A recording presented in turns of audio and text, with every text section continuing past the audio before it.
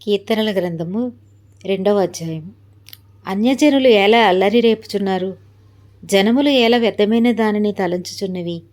మనము వారి కట్లు తెప్పుదము రండి, వారి పాశములను మన యొద్ద నుండి పారవేయుదము రండి అని చెప్పుకొనుచు, భూరాజులు యెహోవాకును ఆయన అభిషిక్తునికి విరోధముగా నిలవబడుచున్నారు. ఏలికలు ఏకీభవించి ఆలోచన చేయుచున్నారు. ఆకాశమందు ఆసీనుడగువాడు నవ్వుచున్నాడు. ప్రభువు వారిని చూచి అపహసించుచున్నాడు. ఆయన ఉగ్రుడై వారితో పలుకును, ప్రచండ కోపము చేత వారిని తల్లడింపచేయును. నేను నా పరిశుద్ధ పర్వతమైన సియోను మీద నా రాజును ఆసీనునిగా చేసి ఉన్నాను. కట్టడను నేను వివరించెదను. యెహోవా నాకు ఇలాగు సెలవిచ్చాను, నీవు నా కుమారుడవు, నేడు నిన్ను కనియున్నాను. నన్ను అడుగుము, జనములను నీకు స్వాస్థ్యముగాను భూమిని దిగంతముల వరకు సొత్తుగాను ఇచ్చెదను. ఇనుపదండముతో నీవు వారిని నలుగగొట్టెదవు. కుండను పగలగొట్టినట్టు వారిని ముక్కచెక్కలుగా పగలగొట్టెదవు. కాబట్టి రాజులారా వివేకులయుండుడి, భూపతులారా బోధనుందుడి.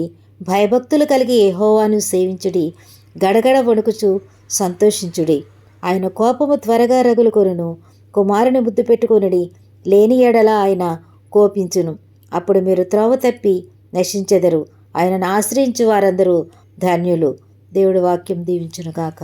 ఆమేన్.